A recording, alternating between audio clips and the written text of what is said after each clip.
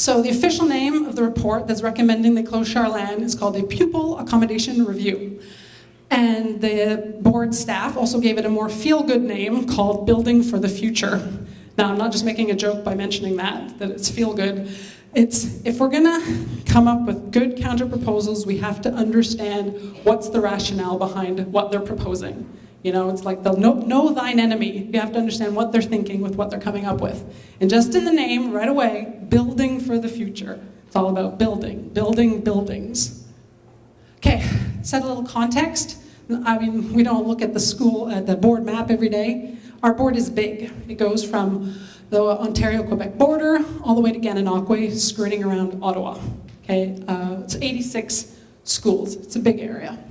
And it's divided into families of schools. So we're in the Highland family, and that lines up with our trustee representation at the board level. Within the families, we're divided into feeders. We are part of the Char Lan feeder group. So that's Char Lan, Williamstown Public, and SJ. Why am I mentioning that? It's because as they state in the report, and as the report is organized, it's organized by feeder group. So you gotta think, the authors were looking at it with a certain set of, I don't wanna say blinders, but within a certain box. And we're here on the ground. We know that community connections are not limited by school boundaries, so we can be way more creative in how we propose solutions. Okay, the context to what's going on here.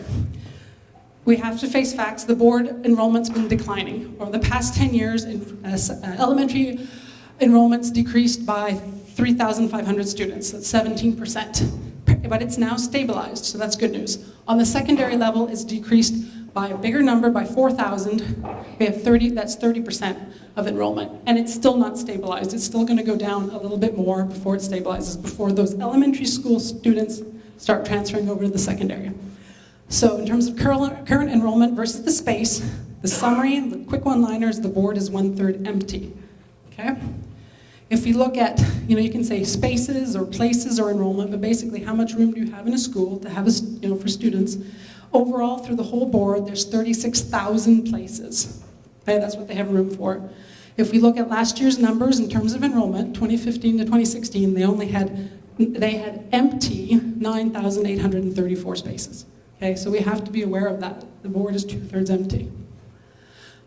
Now, when it comes to funding, because again, this is all about buildings, it's all about facilities. This is not talking about funding teachers, okay? We're not talking about that education component, we're talking about the bricks and mortars. Okay, so first of all, maintenance and operation. So the lights, the heat, that's maintenance and operations, and the funding is based on enrollment. So you get so much money for how many students you have. The ministry used to provide top-up funding for the operation of the empty space. Now that's being phased out. So now the boards realize that in 3 years' time, they're not gonna get any money for that unused space anymore when it comes to maintenance operations. When it comes to school upgrades, and I put in brackets renewal, that's the language they use. That's like a new gym floor, redoing the siding. It's like renovations, same thing, based on students. The top-up funding for the empty space is being phased out. And lastly, the major renovations and additions, if they want to build a new school, you have to prepare a business case, and they're prioritized. It used to be based on how much would it cost to repair the building, but they've changed the formula. Okay, so that's the funding for school facilities. So the dilemma that the board has when it comes to wanting to build new is, so they have a lot of extra space versus the funding that they receive. And because of the extra space, they can't make business cases to build additions or new schools. Now, because they can't upgrade that space, that means these buildings are getting older, which means they're going to require more maintenance, which means it's going to cost them more. So it's kind of a vicious circle. So, we have to face facts that ministry funding forces the consolidation of schools. Okay, how did we get here to the report? I'm going to talk about 2 reports that happened first. In April 2016, the long-term accommodation report was put through. They had a consultant come and look at all the schools, look at enrollment patterns, look at the condition of the school, and they produced a report for the board saying, this is what you can expect long-term in terms of enrollment and your facility conditions. Then, and you might remember the ads in the Glengarry News asking you to fill out a survey or provide feedback on the school, and if you're like me and you didn't do it, you feel really guilty now. But they came away with some key learnings. So this was a review of what do people expect from their schools when it comes to programming. What are the things that are important? And certainly in the report, they focused a lot on the fact that people asked for flexible program offerings and alignment and connection with larger school communities. So those are 2 pieces of reference that were used to make this report. Okay, so now we're getting into the report. So this pupil accommodation review, it's an initial staff report presented on the 28th. Okay, and it provides these recommendations for closure.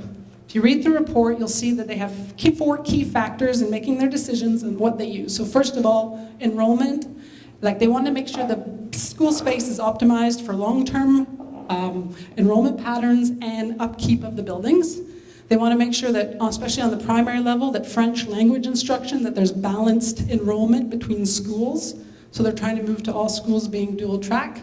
Capture rate is very important. They want to keep schools going that have a good capture rate. Capture rate means how many kids in that area pick your board versus go and pick a different school.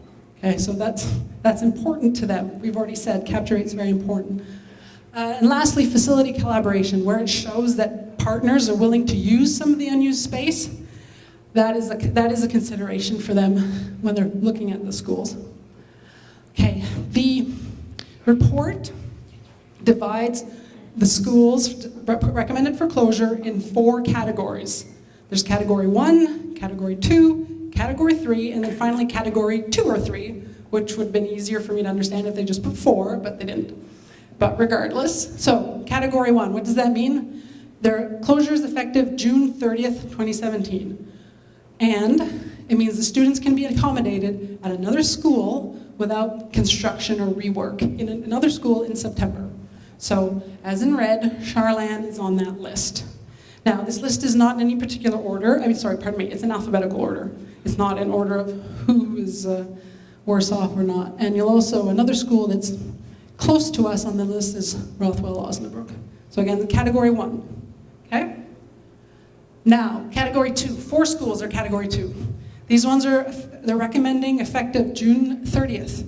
And that these kids can be moved into a school that can take them in September with some adjustments. So the ones we recognize, obviously, SJ McLeod and Williamstown, they're proposing that they move them into Char Lan and that they can do some facility upgrades to be able to accommodate them. And the idea is that they are saying eventually there would be an addition made at Williamstown Public, a big addition, but that again has to be approved per their capital plan. Okay, 9 schools are category 3. Category 3 is no defined timeline. They are all conditional upon the Ministry of Education approving the plan to make those upgrades. The ones we know that are on this list, Glengarry District High School. How come they don't have a timeline? Well, if they were to close Glengarry District, most of the students would fit into Tagway. But some of those students, I should say, are actually closer to Vankleek Hill. Vankleek Hill does not have enough space to accommodate grades 7 and 8. Even though they have a beautiful big campus, they apparently can't accommodate portables either. So, closure of Glengarry is contingent on there being an approval to build an upgrade at Vankleek Hill. Okay? The other one that's a category 3, again, no defined timeline, St. Lawrence Cornwall Collegiate being consolidated, and that there would be a construction of 1 new Cornwall secondary school. So again, that's a category 3 down the line. Okay, the 4 schools that are category 2 or 3, I'm not going to talk about them because they are not close to us. Okay?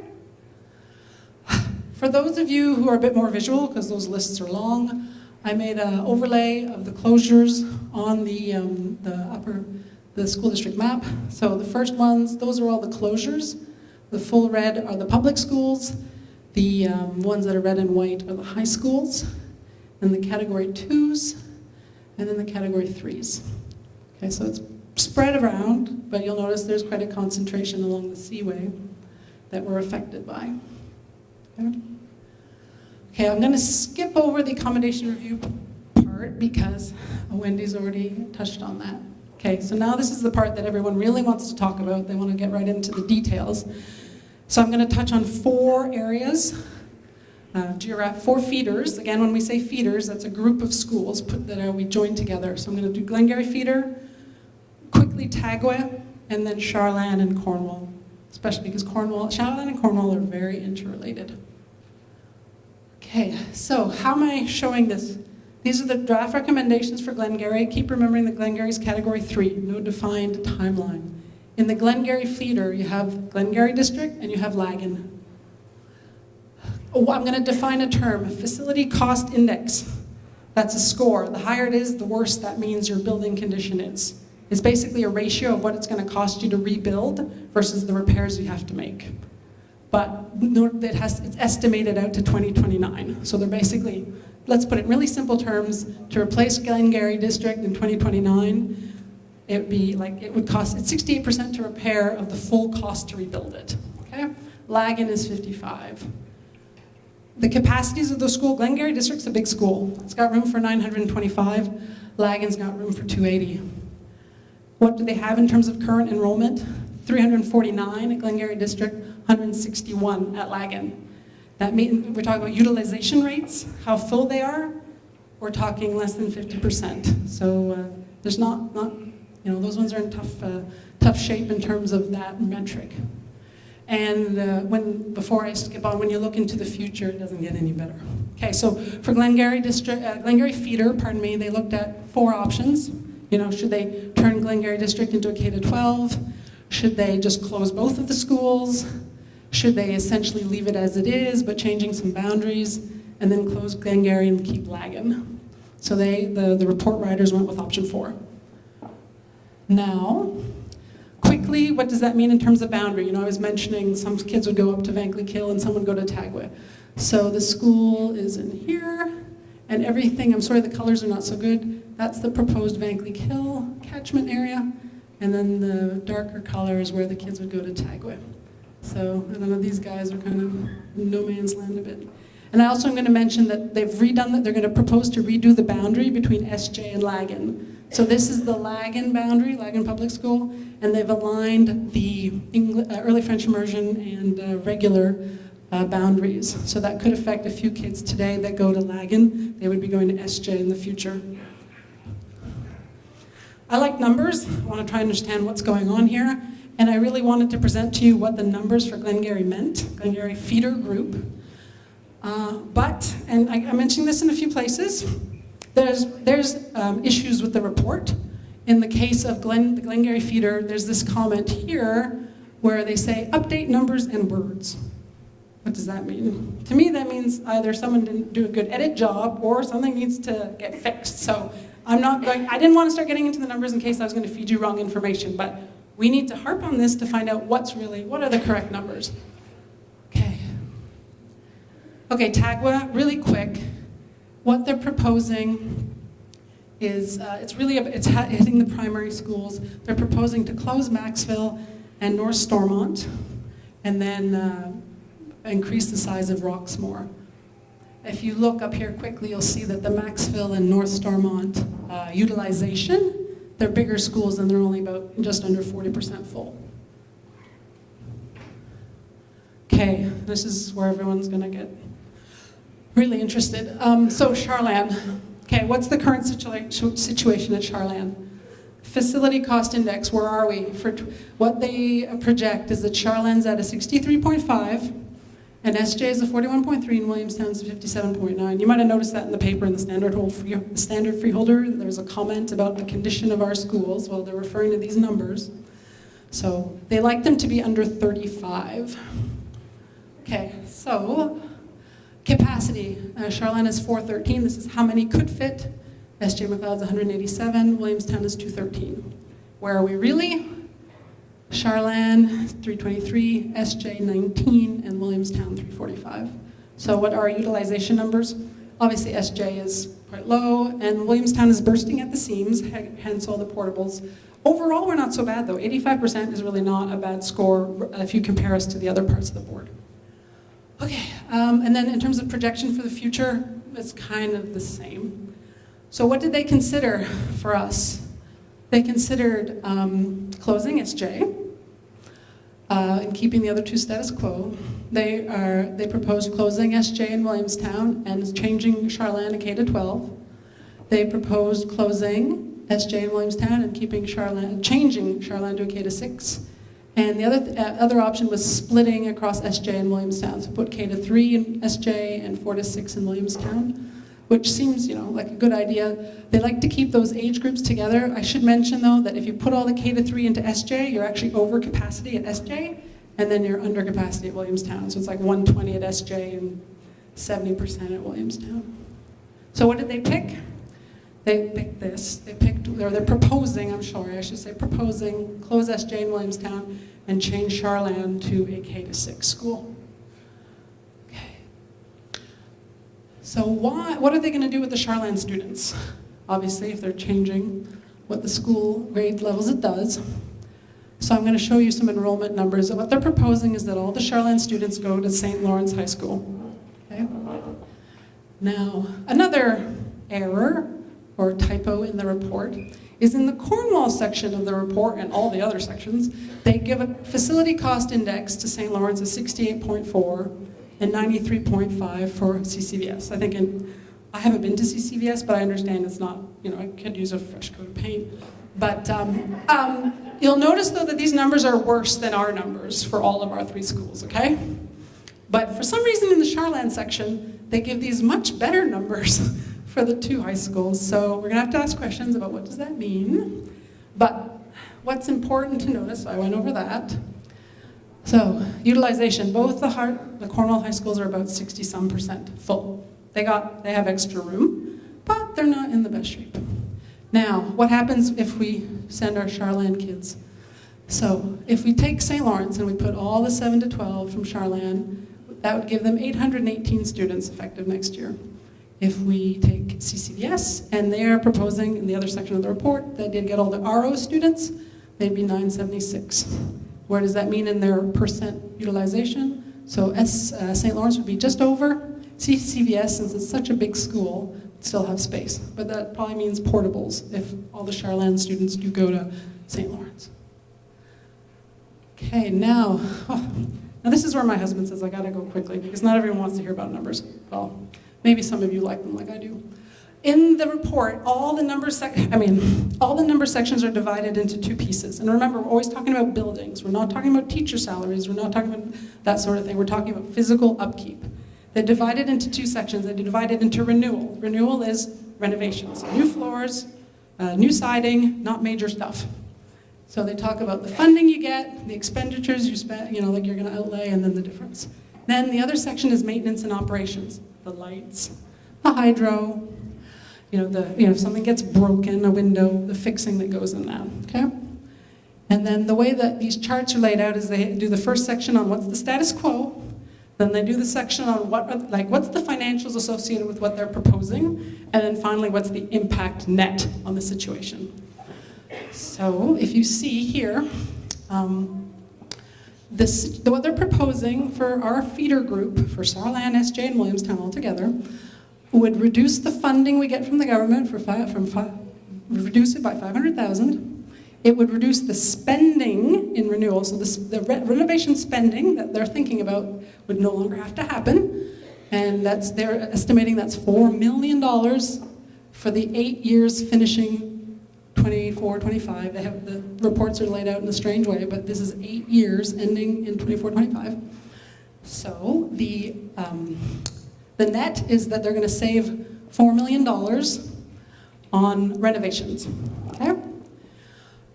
When it comes to maintenance and operations, we're going to lose $4 million worth of funding. We're going to spend $2 million less. So the difference is actually we're $2 million in the hole. I want you to notice here that in terms of operations, maintenance and operations, we're not operating in the red for the Char Lan group. We're not. We have a little bit of extra money, actually. So take these 2 numbers together. The 2 million and the 4 million net is 2 million. So this proposal they're giving us is going to save us 2 million. But this is just facilities. The one factor that makes a big difference is transportation. Okay? And the transportation is a separate budget item. To take the Char Lan kids to St. Lawrence will require 12 extra buses. One thing I've learned is a bus is about 50 grand a year to operate. In the report, they're very clear that that's an extra $600,000 per year in transportation costs. Now, if we want to make sure that all those kids from the upper corners get there under an hour, there's extra vans involved. So $180,000 per year. So if we do cumulative to get to the same sort of numbers, 8 years ending 2024, that means 4.8 here, 1.4 here, so a total of 6.2 extra costs versus the 2 million we're saving here. Overall, we're in the hole by 4 million. Okay? But you need to understand why.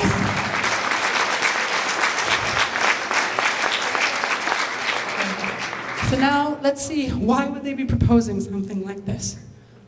Okay, quickly, boundary changes. I just want to mention where SJ was. Okay, so now we're going to talk about Cornwall. What's the current situation in Cornwall? See, now in this part of the report, they gave the worser FCI numbers. So Cornwall, again, in 2029, not such good shape. St. Lawrence, neither. We already said their utilization is low, talking in the middle, low to mid 60s. So what are they proposing? Remember category 3 for the Cornwall solution, so there's no timing laid out yet. So what are they proposing? They're proposing a consolidation of St. Lawrence High School and CCVS. Don't forget, they've already put the Char Lan numbers into St. Lawrence, and they've already put the RNO numbers into Char Lan into St. Lawrence HS, and RNO into CCVS. So what does it mean for their enrollment? I'm not going to deal with the public schools in Cornwall, we're just going to talk about the high schools. So if St. Lawrence no longer exists, now please don't get worried about the dates, okay? All the sections of the report, regardless of the timeline, they're always done at the same date range to be consistent, okay? So the kids are not gonna go there. They're not closing St. Lawrence next year, but they're using the same basis to do the comparisons. So if we close St. Lawrence, what do we have in terms of numbers? That means that there would be effectively 1,700 students at one school. And that utilization, so 1,700 versus a capacity of 1,200, that means you have 140%, okay? Why would you want 140%? Why would you want to demonstrate that? Okay, I'll get back to that, hold that note. Impact on budgets, again, this is where we really have to dig deep. And I started, and then there's errors in the table. These numbers always are supposed to be zeros, and the fact that these numbers are the same is an error as well.